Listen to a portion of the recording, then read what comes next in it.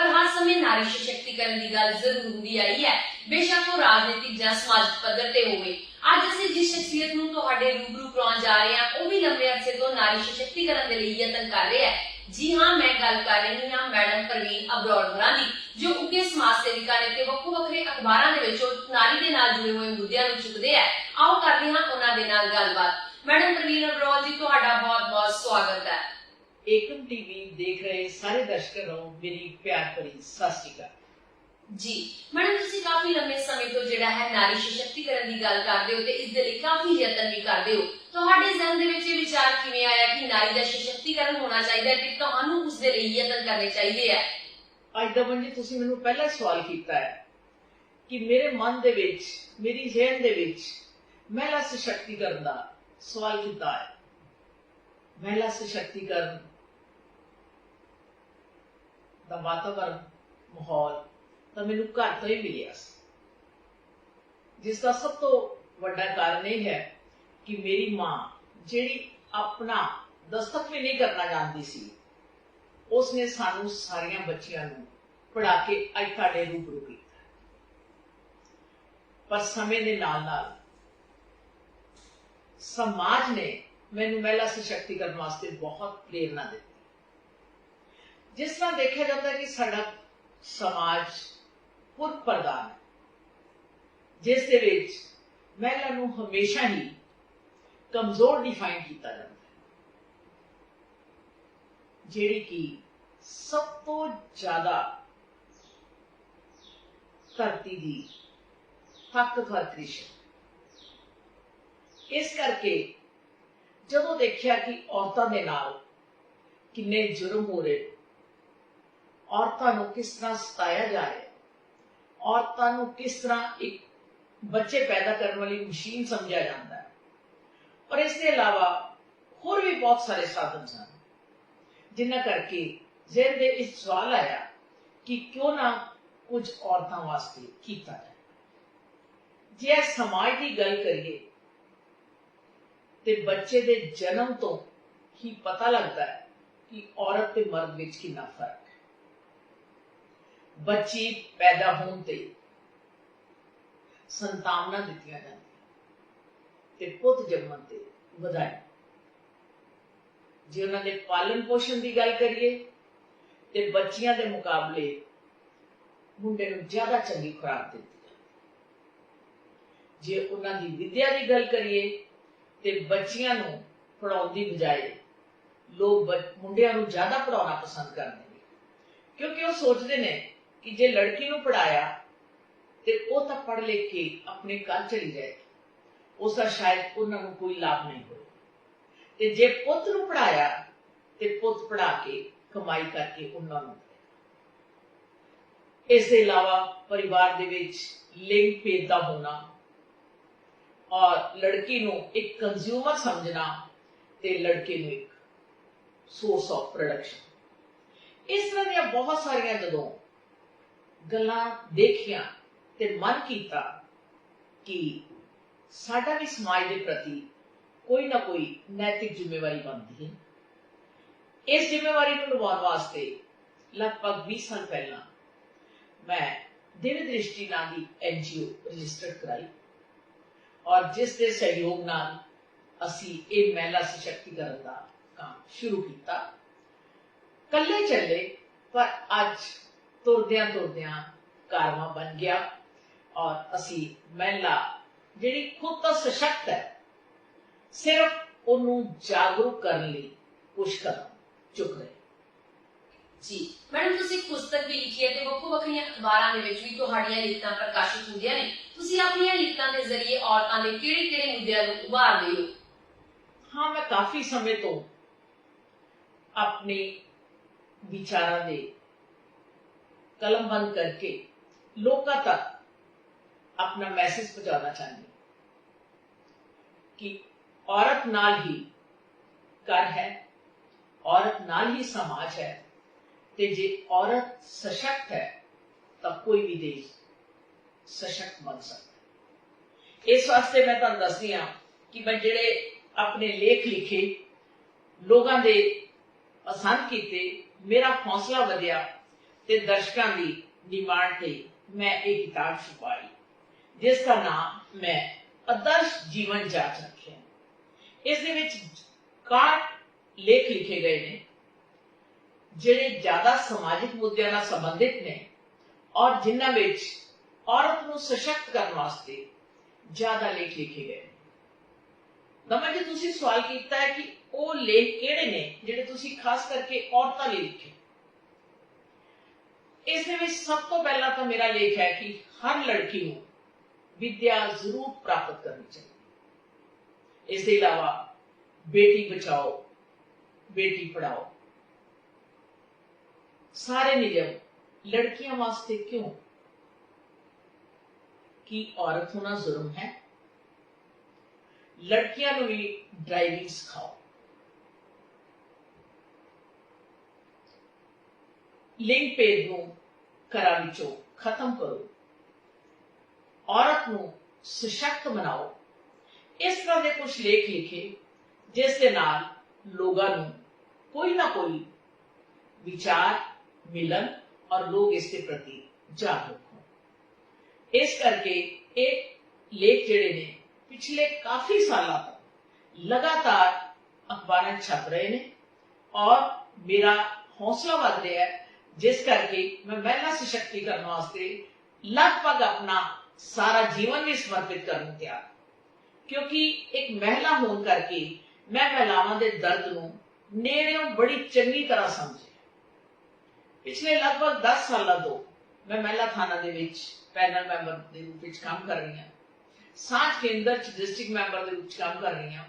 ਇਹਨਾਂ ਜਗ੍ਹਾ ਤੇ ਮਹਿਲਾਵਾਂ ਦੀ ਸਮੱਸਿਆ, ਮਹਿਲਾਵਾਂ ਦਾ ਦਰਦ ਦੇਖ ਕੇ ਮੇਰੇ ਮਨ 'ਚ ਵੀ ਇੱਕ ਖੂਬ ਉੱਠੀ ਕਿ ਆਓ ਕਿਉਂ ਨਾ ਕੁਝ ਮਹਿਲਾਵਾਂ ਨੂੰ ਜਾਗਰੂਕ ਕਰਨ ਵਾਸਤੇ ਕਰੀਏ। ਇਸ ਕਰਕੇ ਇਹ ਜਿਹੜੇ ਮੇਰੇ ਲੇਖ ਨੇ ਇਹ ਮਹਿਲਾਵਾਂ ਨੂੰ ਸਮਰਪਿਤ ਜੀ। ਮੈਡਮ, ਅੱਜ ਦੀ ਔਰਤ ਹਰ ਖੇਤਰ ਦੇ ਵਿੱਚ ਅਗਾਂਹ ਵਧ ਰਹੀ ਹੈ, ਮਰਦ ਦੇ ਨਾਲ ਮੋਢਾ ਜੋੜ ਕੇ ਕੰਮ ਵੀ ਕਰ ਰਹੀ ਹੈ, ਫਿਰ ਵੀ ਸਾਨੂੰ ਨਾਰੀ ਸਸ਼ਕਤੀਕਰਨ ਦੀ ਗੱਲ ਕਰਨੀ ਪੈ ਰਹੀ ਹੈ। ਇਸ ਪਿੱਛੇ ਤੁਹਾਨੂੰ ਕੀ ਕਾਰਨ ਲੱਗਦੇ ਹੈ? ਤੁਸੀਂ ਬੜਾ ਅੱਛਾ ਸਵਾਲ ਕੀਤਾ ਹੈ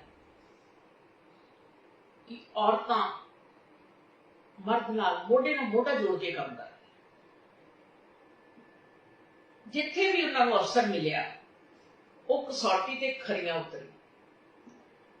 ਪਰ ਫਿਰ ਵੀ 21ਵੀਂ ਸਦੀ ਆਧੁਨਿਕਤਾ ਯੁੱਗ ਤੇ ਸਾਨੂੰ ਅੱਜ ਵੀ ਨਾਰੀ ਸਸ਼ਕਤੀਕਰਨ ਦੀ ਗੱਲ ਕਰਨੀ ਪੈ ਰਹੀ। ਇਹ ਬਿਲਕੁਲ ਠੀਕ ਹੈ। ਕਿਤੇ ਨਾ ਕਿਤੇ ਅਜੇ ਵੀ ਰੂੜੀਵਾਦੀ ਲੋਕ ਇਹ ਨਹੀਂ ਚਾਹੁੰਦੇ ਕਿ ਔਰਤ ਨੂੰ ਬਰਾਬਰ ਦੇ ਅਧਿਕਾਰ ਦਿੱਤੇ ਜਾਣ, ਉਹ ਪੁਰਖ ਦੇ ਬਰਾਬਰ ਸਮਝੀ ਜਾਵੇ। ਇਸ ਕਰਕੇ ਉਹ ਆਪਣੇ ਬੱਚਿਆਂ ਨੂੰ ਪੜਾਉਣਾ ਨਹੀਂ ਚਾਹੁੰਦੇ, ਉਹ ਬੱਚਿਆਂ ਨੂੰ ਆਪਣੇ ਅਧਿਕਾਰਾਂ ਦੇ ਪ੍ਰਤੀ ਜਾਗਰੂਕ ਵੀ ਨਹੀਂ ਕਰਨਾ ਚਾਹੁੰਦੇ, ਕਿਉਂਕਿ ਜੇ ਉਹ ਜਾਗਰੂਕ ਹੋਣਗੇ ਤੇ ਆਪਣੇ ਅਧਿਕਾਰ ਮੰਗਣਗੇ। ਪਰ ਕਿਸੇ ਵੀ ਚੀਜ਼ ਨੂੰ ਬਹੁਤ ਦੇਰ ਤੱਕ ਦਬਾਇਆ ਨਹੀਂ ਜਾ ਸਕਦਾ। ਜੇ ਅਸੀਂ ਆਪਣੇ ਕਨਸਟੀਟਿਊਸ਼ਨ ਵਾਲੇ ਦੇਖੀਏ ਤੇ ਆਜ਼ਾਦ ਭਾਰਤ ਨੂੰ ਬਿਨਾਂ ਕਿਸੇ ਲਿੰਗ ਭੇਦ ਦੇ ਸਾਰੇ ਔਰਤ ਨੂੰ ਅਧਿਕਾਰ ਪ੍ਰਾਪਤ ਹਨ। ਪਰ ਅਫਸੋਸ ਦੀ ਗੱਲ ਹੈ ਕਿ ਬਹੁਤ ਸਾਰੀਆਂ ਔਰਤਾਂ ਵਾਸਤੇ ਇਹ ਅਧਿਕਾਰ ਕਾਗਜ਼ਾਂ ਤੱਕ ਹੀ ਸੀਮਤ ਹੈ, ਕਿਉਂਕਿ ਜਿਹੜੀਆਂ ਔਰਤਾਂ ਪੜ੍ਹੀਆਂ ਨੇ ਜਾਂ ਜਿਸ ਜਗ੍ਹਾ ਤੇ ਪੁਰਖ ਦਾ ਜ਼ਿਆਦਾ ਬੋਲਬਾਲਾ ਹੈ, ਉਹਨਾਂ ਨੂੰ ਕਿਸੇ ਤਰ੍ਹਾਂ ਦਾ ਵੀ ਸਮਾਜਿਕ ਕੋਈ ਅਧਿਕਾਰ ਨਹੀਂ। ਕਿਉਂਕਿ ਸਮਾਜਿਕ ਅਧਿਕਾਰ ਤੋਂ ਮਤਲਬ ਹੈ ਕਿ ਪਰਿਵਾਰ ਦੇ ਫੈਸਲੇ ਲੈਣੇ, ਪਰਿਵਾਰ ਦਾ ਵਿਚਾਰ ਵਟਾਂਦਰਾ ਔਰਤ ਦੇ ਹਾਜ਼ਰੀ ਵਿੱਚ ਹੋਣਾ ਜਾਂ ਹਰ ਕੰਮ ਦੇ ਵਿੱਚ ਔਰਤ ਦੀ ਸਲਾਹ ਲਈ ਜਾਣੀ। ਪਰ ਇਹ ਚੀਜ਼ਾਂ ਤੋਂ ਔਰਤ ਨੂੰ ਹਮੇਸ਼ਾ ਹੀ ਦੂਰ ਰੱਖਿਆ ਹੈ। ਉਸ ਨੂੰ ਸਿਰਫ ਇੱਕ ਘਰ ਦੀ ਕੰਮ ਵਾਲੀ ਬਣਾ ਕੇ ਹੀ ਰੱਖਿਆ ਗਿਆ, ਜਿਸ ਕਰਕੇ ਅੱਜ 21ਵੀਂ ਸ਼ਤਾਬਦੀ ਦੇ ਵਿੱਚ ਵੀ ਔਰਤ ਦੇ ਸਸ਼ਕਤੀਕਰਨ ਦੀ ਜ਼ਰੂਰਤ ਹੈ। ਉਸ ਦਾ ਕਾਰਨ ਇੱਕ ਹੋਰ ਹੈ ਕਿ ਇਸ 21ਵੀਂ ਸਦੀ ਨੂੰ ਮਹਿਲਾ ਕ੍ਰਾਂਤੀ ਦਾ ਯੁੱਗ ਵੀ ਕਿਹਾ ਜਾ ਸਕਦਾ। ਜੇ ਅੱਜ ਦੇਖਿਆ ਜਾਏ ਤੇ ਸੀਤਾ ਰਮਨ ਜੀ ਸਾਡੇ ਡਿਫੈਂਸ ਮਿਨਿਸਟਰ, ਕਿਰਨ ਬੇਦੀ ਜੀ ਗਵਰਨਰ ਨੇ, ਤੇ ਕੀ ਜੇ ਇਹ ਔਰਤਾਂ ਇੱਥੋਂ ਤੱਕ ਪਹੁੰਚ ਸਕਦੀਆਂ ਤੇ ਸਾਡੀਆਂ ਔਰਤਾਂ ਸਸ਼ਕਤ ਨਹੀਂ ਹੈ?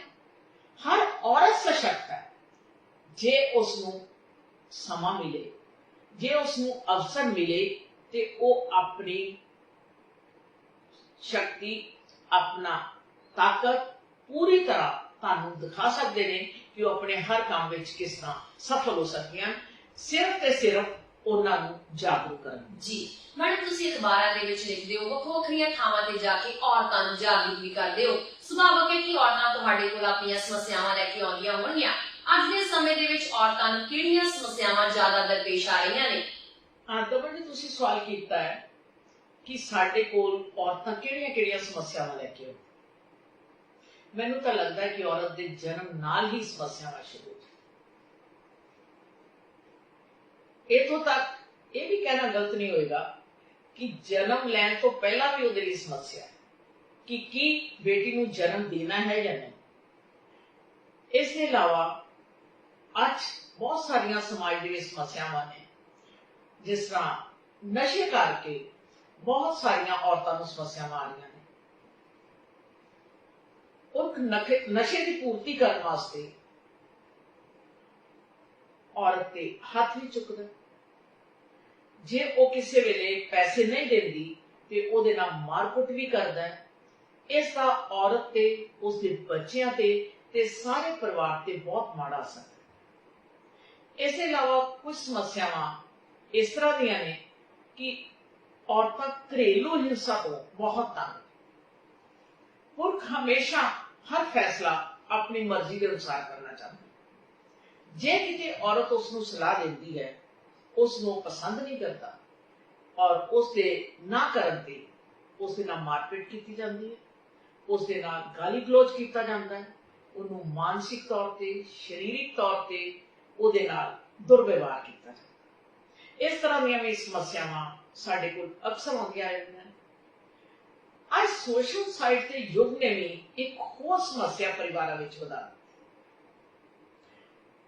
ਕੱਲੀਆਂ ਲੜਕੀਆਂ ਨਹੀਂ, ਸਾਰਾ ਪਰਿਵਾਰ ਵੀ ਇਹ ਸਮੱਸਿਆ ਲੈ ਕੇ ਆਉਂਦੇ ਹਨ ਕਿ ਪਰਿਵਾਰ ਵਿੱਚ ਮੀਆਂ ਬੀਬੀ ਜ਼ਰੂਰਤ ਤੋਂ ਜ਼ਿਆਦਾ ਫੇਸਬੁੱਕ, ਵਟਸਐਪ ਦਾ ਯੂਜ਼ ਕਰਦੇ ਨੇ, ਜਿਸ ਕਰਕੇ ਅਕਸਰ ਪਰਿਵਾਰ ਜਿਹੜੇ ਨੇ ਉਹ ਇਗਨੋਰ ਹੋ ਰਹੇ ਨੇ, ਖਾਸ ਕਰਕੇ ਸਾਡੇ ਬੱਚੇ।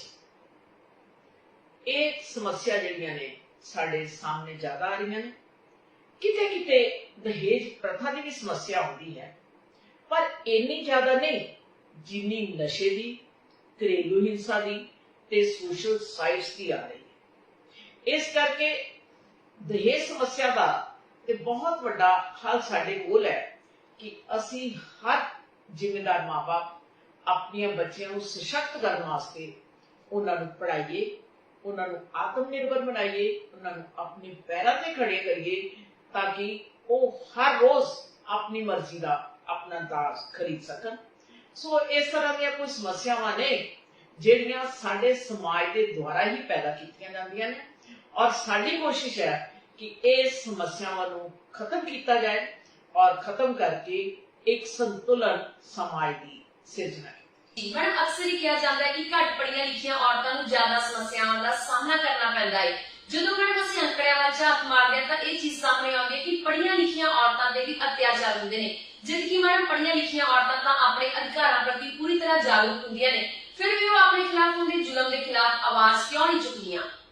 ਦਮਨ ਜੀ, ਤੁਹਾਡਾ ਅਗਲਾ ਸਵਾਲ ਹੈ ਕਿ ਅਕਸਰ ਅਨਪੜ੍ਹ ਬੱਚੀਆਂ ਦੀ ਜਾਂ ਘੱਟ ਪੜ੍ਹੀਆਂ ਲਿਖੀਆਂ ਦੀ ਜਾਂ ਜਿਹੜੀਆਂ ਆਪਣੇ ਪੈਰਾਂ ਤੇ ਨਹੀਂ ਖੜੀਆਂ, ਉਹਨਾਂ ਦੀਆਂ ਸਮੱਸਿਆਵਾਂ ਸਾਡੇ ਸਾਹਮਣੇ ਜ਼ਿਆਦਾ ਆਉਂਦੀਆਂ। ਪਰ ਕਿਤੇ ਨਾ ਕਿਤੇ ਪੜ੍ਹੀਆਂ ਲਿਖੀਆਂ ਔਰਤਾਂ ਜਿਹੜੀਆਂ ਜਾਗਰੂਕ ਵੀ ਹਨ ਔਰ ਆਤਮ ਨਿਰਭਰ ਹਨ, ਤਾਂ ਵੀ ਬਹੁਤ ਸਾਰੀਆਂ ਸਮੱਸਿਆਵਾਂ ਦੀਆਂ ਸ਼ਿਕਾਰ ਹੋ ਰਹੀਆਂ। ਇਹ ਬਿਲਕੁਲ ਠੀਕ ਹੈ। ਔਰ ਨਾਲ ਹੀ ਤੁਸੀਂ ਇਹ ਪੁੱਛਿਆ ਕਿ ਸ਼ਿਕਾਰ ਹੋਣ ਦੇ ਬਾਵਜੂਦ ਵੀ ਉਹ ਆਵਾਜ਼ ਉਠਾਉਣ ਤੋਂ ਕਿਉਂ ਸੰਕੋਚ ਕਰਦੇ, ਉਹ ਆਵਾਜ਼ ਕਿਉਂ ਨਹੀਂ ਉਠਾਉਂਦੇ? ਦਮਨ, ਇੱਥੇ ਤਾਂ ਮੈਂ ਇਹ ਕਹਿਣਾ ਚਾਹਾਂਗੀ ਕਿ ਸ਼ਾਇਦ ਹਰ ਲੜਕੀ ਦੀ ਪਰਵਰਿਸ਼ ਹੀ ਇਹੋ ਜਿਹੇ ਹਾਲਾਤਾਂ ਦੇ ਵਿੱਚ ਕੀਤੀ ਜਾਂਦੀ ਹੈ, ਉਸ ਨੂੰ ਸ਼ਾਇਦ ਸ਼ੁਰੂ ਤੋਂ ਹੀ ਇਹ ਦੱਸਿਆ ਜਾਂਦਾ ਹੈ ਕਿ ਤੂੰ ਪਰਾਈ ਧੀ ਹੈ, ਤੂੰ ਪਰਾਇਆ ਧਨ ਹੈ ਤੇ ਤੂੰ ਦੂਜੇ ਘਰ ਜਾਣਾ। ਜਦੋਂ ਉਹ ਦੂਜੇ ਘਰ ਜਾਂਦੀ ਹੈ ਤੇ ਉੱਥੇ ਉਸ ਨੂੰ ਕਹਿੰਦੇ ਹਨ ਤੂੰ ਪਰਾਈ ਧੀ ਹੈ, ਤੇਰਾ ਸਾਡੇ ਘਰ ਵਿੱਚ ਬੋਲਣ ਦਾ ਕੋਈ ਹੱਕ ਨਹੀਂ। ਮੈਨੂੰ ਤਾਂ ਇਹ ਸਮਝ ਨਹੀਂ ਆਉਂਦੀ ਕਿ ਲੜਕੀ ਦਾ ਅਸਲੀ ਘਰ ਕਿਹੜਾ ਹੁੰਦਾ ਹੈ, ਉਸਦੇ ਮਾਪਿਆਂ ਦਾ ਘਰ ਜਾਂ ਉਹਦਾ ਸਾਰਾ ਪਰਿਵਾਰ। ਜਦੋਂ ਕਿ ਸਾਨੂੰ ਸਾਰਿਆਂ ਨੂੰ ਪਤਾ ਹੈ ਕਿ ਔਰਤ ਤੋਂ ਬਿਨਾਂ ਤਾਂ ਕੋਈ ਪਰਿਵਾਰ ਹੀ ਨਹੀਂ। ਹਰ ਖੁਸ਼ਹਾਲ ਪਰਿਵਾਰ ਔਰਤ ਦੇ ਨਾਲ ਹੁੰਦਾ ਹੈ ਤੇ ਤਸੀਹੇ ਵੀ ਔਰਤ ਨੂੰ ਹੀ ਦਿੱਤੇ ਜਾਂਦੇ। ਇਹ ਬਿਲਕੁਲ ਠੀਕ ਹੈ ਕਿ ਬਹੁਤ ਸਾਰੀਆਂ ਔਰਤਾਂ ਜਾਗਰੂਕ ਹਾਂ, ਆਤਮ ਨਿਰਭਰ ਵੀ ਆ, ਪਰ ਜਦੋਂ ਕਿਤੇ ਉਹਨਾਂ ਨਾਲ ਕੋਈ ਦਰਿੰਦਗੀ ਹੁੰਦੀ ਹੈ, ਕੋਈ ਘਰੇਲੂ ਹਿੰਸਾ ਹੁੰਦੀ ਹੈ ਜਾਂ ਇਸ ਦੇ ਇਲਾਵਾ ਵੀ ਕੋਈ ਸਮੱਸਿਆ ਉਹਨਾਂ ਸਾਹਮਣੇ ਆਉਂਦੀ ਹੈ ਤਾਂ ਉਹ ਆਵਾਜ਼ ਉਠਾਉਣ ਦੀ ਬਜਾਏ ਸਹਿ ਲੈਣ ਦੇ ਵਿੱਚ ਜ਼ਿਆਦਾ ਵਿਸ਼ਵਾਸ ਕਰਦੇ। ਇਸ ਦੇ ਪਿੱਛੇ ਸਭ ਤੋਂ ਵੱਡਾ ਕਾਰਨ ਤਾਂ ਸਾਡਾ ਆਪਣਾ ਸਮਾਜਿਕ ਢਾਂਚਾ ਹੈ। ਉਹ ਆਦਮੀ ਨੂੰ ਦੋਸ਼ ਦੇਣ ਦੀ ਬਜਾਏ ਉੱਥੇ ਵੀ ਔਰਤ ਨੂੰ ਦੋਸ਼ ਦੇਣਾ ਜ਼ਿਆਦਾ ਪਸੰਦ ਕਰਦੇ। ਕਿਤੇ ਔਰਤ ਨੂੰ ਆਪਣੇ ਘਰ ਦੇ ਟੁੱਟਣ ਦਾ ਡਰ ਲੱਗਦਾ ਹੈ, ਕਿਤੇ ਔਰਤ ਨੂੰ ਆਪਣੇ ਮਾਂ-ਬਾਪ ਦੇ ਇੱਜ਼ਤ ਦਾ ਸਵਾਲ ਸਾਹਮਣੇ ਆ ਜਾਂਦਾ ਹੈ ਤੇ ਕਿਤੇ ਉਹਦੇ ਸਾਹਮਣੇ ਉਸਦੇ ਆਪਣੇ ਬੱਚੇ ਆ ਕੇ ਖੜੇ ਹੋ ਜਾਂਦੇ। ਇਹ ਬਹੁਤ ਸਾਰੀਆਂ ਗੱਲਾਂ ਲੈ ਕੇ ਉਹ ਸ਼ਾਇਦ ਚੁੱਪ ਰਹਿ ਜਾਂਦੀ। ਪਰ ਮੈਂ ਇਸ ਤੋਂ ਵੀ ਵੱਡਾ ਇੱਕ ਕਾਰਨ ਸਮਝਦੀ ਹਾਂ ਕਿ ਸਾਡੇ ਸਰਕਾਰ ਨੇ ਬਹੁਤ ਸਾਰੇ ਕਾਨੂੰਨ ਔਰਤਾਂ ਵਾਸਤੇ ਬਣਾਏ, ਕਾਨੂੰਨ ਇੰਪਲੀਮੈਂਟ ਵੀ ਹੋਏ ਨੇ, ਪਰ ਕਿਤੇ ਨਾ ਕਿਤੇ ਅਜੇ ਵੀ ਲੋਕ ਜਾਗਰੂਕ ਨਾ ਹੋਣ ਕਰਕੇ ਉਹਨਾਂ ਅਧਿਕਾਰਾਂ ਦਾ ਪੂਰਾ ਲਾਭ ਨਹੀਂ ਉਠਾ ਰਹੇ, ਕਿਉਂਕਿ ਸਾਡਾ ਨਿਆਂ ਪ੍ਰਣਾਲੀ ਬਹੁਤ ਸਲੋ ਹੈ। ਲੋਕਾਂ ਦਾ ਅਜੇ ਤੱਕ ਇਹ ਵਿਸ਼ਵਾਸ ਨਹੀਂ ਬਣਦਾ ਕਿ ਉਹਨਾਂ ਨੂੰ ਉੱਥੇ ਛੇਤੀ ਨਿਆਂ ਮਿਲ ਜਾਏ। ਕਈ ਵਾਰੀ ਉਹ ਨਿਆਂ ਪ੍ਰਾਪਤ ਕਰਦੇ ਕਰਦੇ ਰਸਤੇ ਦੇ ਵਿੱਚ ਹੀ ਟੁੱਟ ਜਾਂਦੇ ਨੇ। ਇਸ ਕਰਕੇ ਆਵਾਜ਼ ਉਠਾਉਣ ਦੀ ਬਜਾਏ ਉਹ ਸਹਿਣਾ ਜ਼ਿਆਦਾ ਪਸੰਦ ਕਰ ਲੈਂਦੇ ਨੇ।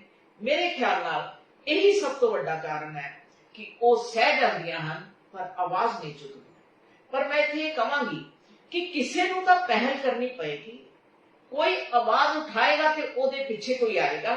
ਇਸ ਕਰਕੇ ਸਹਿਣਾ ਵੀ ਆਪਣੇ ਆਪ ਦੇ ਵਿੱਚ ਇੱਕ ਅਪਰਾਧ ਹੈ। ਸਾਨੂੰ ਆਪਣੇ ਖਿਲਾਫ ਕੋਈ ਜ਼ੁਲਮ ਦੇ ਵਿਰੁੱਧ ਜ਼ਰੂਰ ਆਵਾਜ਼ ਉਠਾਣੀ ਚਾਹੀਦੀ ਹੈ ਔਰ ਸ਼ਾਸਨ, ਪ੍ਰਸ਼ਾਸਨ ਔਰ ਨਿਆਂਪਾਲਿਕਾ ਨੂੰ ਨਿਆਂ ਦੇਣ ਦੇ ਵਿੱਚ ਦੇਰੀ ਨਹੀਂ ਕਰਨੀ ਚਾਹੀਦੀ। ਮੈਡਮ, ਕਈ ਔਰਤਾਂ ਹੁੰਦੀਆਂ ਨੇ ਜੋ ਆਪਣੇ ਅਧਿਕਾਰਾਂ ਦੀ ਦੁਰਵਰਤੋਂ ਵੀ ਕਰਦੀਆਂ ਨੇ। ਅਜਿਹੀਆਂ ਔਰਤਾਂ ਨੂੰ ਤੁਸੀਂ ਕੀ ਕਹਿਣਾ ਚਾਹੋਗੇ? ਦਮਨ, ਤੁਸੀਂ ਠੀਕ ਕਿਹਾ ਕਿ ਕਈ ਵਾਰੀ ਔਰਤਾਂ ਆਪਣੇ ਅਧਿਕਾਰਾਂ ਦਾ ਦੁਰਉਪਯੋਗ ਵੀ ਕਰਦੀਆਂ ਹਨ।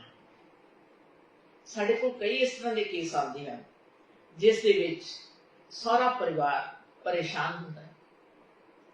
ਕਈ ਵਾਰੀ ਲੜਕੀਆਂ ਨੂੰ ਆਪਣੇ ਪੇਕੇ ਘਰ ਤੋਂ ਬਹੁਤ ਜ਼ਿਆਦਾ ਸਪੋਰਟ ਮਿਲਦੀ ਹੈ, ਚਾਹੇ ਉਹ ਇਕਨੋਮਿਕਲੀ ਹੋਏ, ਚਾਹੇ ਉਹ ਇਮੋਸ਼ਨਲ ਹੋਵੇ।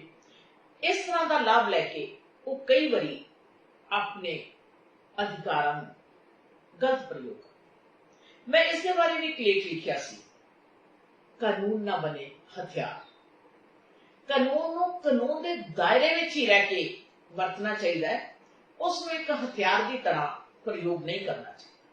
ਇਸ ਕਰਕੇ ਇੱਥੇ ਮੈਂ ਸਾਰੀਆਂ ਔਰਤਾਂ ਨੂੰ ਇੱਕ ਸਲਾਹ ਦੇਵਾਂਗੀ ਕਿ ਆਪਣੇ ਘਰਾਂ ਨੂੰ ਖੁਸ਼ਹਾਲ ਰੱਖਣ ਵਾਸਤੇ, ਆਪਣੀ ਮਾਨਸਿਕ ਸਥਿਰਤਾ ਨੂੰ ਬਣਾਏ ਰੱਖਣ ਵਾਸਤੇ ਔਰ ਆਪਣੇ ਪਰਿਵਾਰ ਦੀ ਸੁਖ ਸੁਵਿਧਾ ਵਾਸਤੇ ਹਮੇਸ਼ਾ ਕਾਨੂੰਨ ਦੇ ਦਾਇਰੇ ਵਿੱਚ ਰਹਿ ਕੇ ਹੀ ਆਪਣੇ ਅਧਿਕਾਰਾਂ ਦਾ ਵਰਤੋਂ ਕਰੋ ਔਰ ਅਧਿਕਾਰਾਂ ਦੇ ਨਾਲ ਨਾਲ ਆਪਣੇ ਫਰਜ਼ ਵੀ ਜ਼ਰੂਰ ਨਿਭਾਓ, ਕਿਉਂਕਿ rights and duty always go side by side.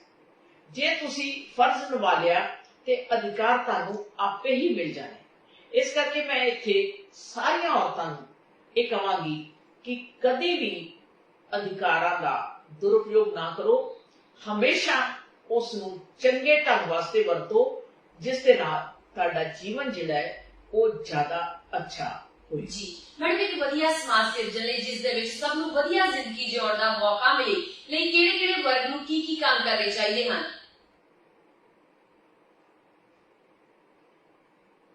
ਆਦਮ, ਤੁਸੀਂ ਇਹ ਸਵਾਲ ਕੀਤਾ ਹੈ ਕਿ ਇੱਕ ਵਧੀਆ ਸਮਾਜ ਦੀ ਸਿਰਜਣਾ ਵਾਸਤੇ ਅਲੱਗ-ਅਲੱਗ ਵਰਗਾਂ ਨੂੰ ਕਿਸ ਤਰ੍ਹਾਂ ਕੰਮ ਕਰਨਾ ਚਾਹੀਦਾ।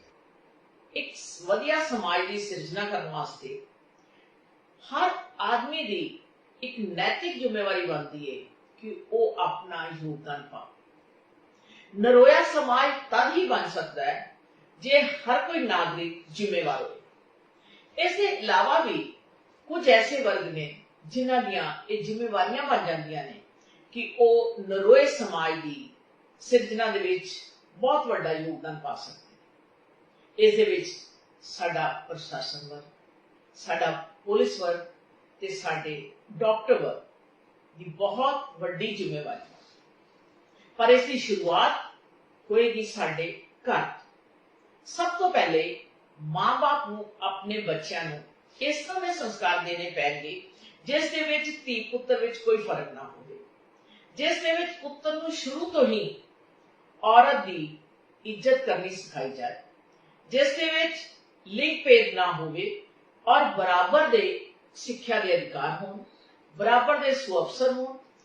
ਅੱਜ ਇਹ ਨਹੀਂ ਕਿਹਾ ਜਾ ਸਕਦਾ ਕਿ ਲੜਕੀਆਂ ਕਿਸੇ ਤਰ੍ਹਾਂ ਘੱਟ ਨੇ ਜਾਂ ਮਾਂ-ਬਾਪ ਲੜਕੀਆਂ ਵਾਸਤੇ ਕੁਝ ਨਹੀਂ ਕਰਦੇ। ਮੈਂ ਇਸ ਤਰ੍ਹਾਂ ਦੇ ਮਾਂ-ਬਾਪ ਵੀ ਵੇਖੇ ਨੇ ਜਿਨ੍ਹਾਂ ਨੇ ਆਪਣੀਆਂ ਜ਼ਮੀਨਾਂ ਵੇਚ ਕੇ ਬੱਚਿਆਂ ਦੀਆਂ ਉਮੀਦਾਂ ਨੂੰ ਖੰਭ ਲਾਇਆ। ਮੈਂ ਇਸ ਤਰ੍ਹਾਂ ਦੇ ਮਾਂ-ਬਾਪ ਵੀ ਵੇਖੇ ਨੇ ਜਿਨ੍ਹਾਂ ਨੇ ਆਪਣੇ ਕੰਮ ਛੱਡ ਕੇ ਆਪਣੇ ਬੱਚਿਆਂ ਨਾਲ ਜਾ ਕੇ ਉਹਨਾਂ ਦਾ ਪੂਰਾ ਸਾਥ ਦਿੱਤਾ।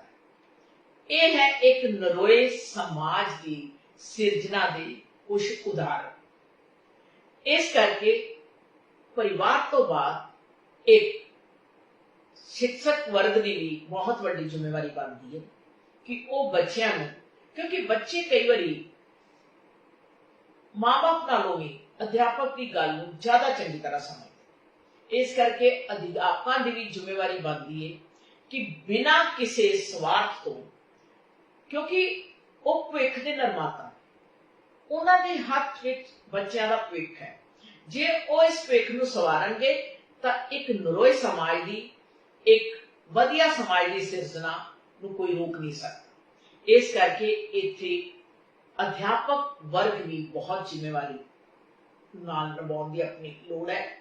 ਔਰ ਜੇ ਅਸੀਂ ਗੱਲ ਕਰੀਏ ਡਾਕਟਰ ਵਰਗ ਦੀ, ਉੱਥੇ ਵੀ ਉਹਨਾਂ ਨੂੰ ਜਦੋਂ ਵੀ ਕੋਈ ਇਸ ਤਰ੍ਹਾਂ ਦਾ ਕੇਸ ਆਉਂਦਾ ਹੈ, ਉਹਨਾਂ ਨੂੰ ਆਪਣੀ ਨਿਸ਼ਠਾ ਨਾਲ, ਆਪਣੀ ਇਮਾਨਦਾਰੀ ਨਾਲ ਆਪਣਾ ਫਰਜ਼ ਨਿਭਾਉਣਾ ਚਾਹੀਦਾ ਹੈ ਤਾਂ ਕਿ ਕੋਈ ਵੀ ਭਰੂਣ ਹੱਤਿਆ ਵਰਗਾ ਮਾਮਲਾ ਸਾਹਮਣੇ ਨਾ ਆਵੇ। ਔਰ ਇਸ ਦੇ ਇਲਾਵਾ ਔਰਤਾਂ ਸੰਬੰਧੀ ਕੋਈ ਵੀ ਜਿਹੜੀਆਂ ਬਿਮਾਰੀਆਂ ਹੋਣ, ਉਹਨਾਂ ਦੇ ਨਾਲ ਜਿਹੜੇ ਵੀ ਕੋਈ ਮਦਦ ਕਰ ਸਕਦੇ ਹੋਣ, ਉਸ ਵੇਲੇ ਉਹਨਾਂ ਨਾਲ ਪੂਰੀ ਸਹਾਇਤਾ ਕਰਨ। ਔਰ ਇਸ ਦੇ ਨਾਲ ਸਾਡਾ ਪੁਲਿਸ ਪ੍ਰਸ਼ਾਸਨ ਦੀ ਵੀ ਕੁਝ ਜ਼ਿੰਮੇਵਾਰੀ ਹੈ। ਪੁਲਿਸ ਵੀ ਪੂਰੀ ਦੇਖ ਰੇਖ ਦੇ ਨਾਲ ਛਾਨਬੀਨ ਕਰਕੇ ਔਰਤਾਂ ਨੂੰ ਉਹਨਾਂ ਦਾ ਬਣਦਾ ਹੱਕ ਦੇ, ਉਹਨਾਂ ਦੇ ਨਾਲ ਬਣਦਾ ਨਿਆਂ ਕਰਨ। ਤੇ ਪ੍ਰਸ਼ਾਸਨ ਨੇ ਜਿਹੜੇ ਕਾਨੂੰਨ ਬਣਾਏ ਨੇ ਉਹਨਾਂ ਦੀ ਇੰਪਲੀਮੈਂਟੇਸ਼ਨ ਇਸ ਤਰ੍ਹਾਂ ਹੋਵੇ ਕਿ ਉਹ ਉਹਨਾਂ ਨੂੰ ਪੂਰਾ ਇਨਸਾਫ ਕਰੇ।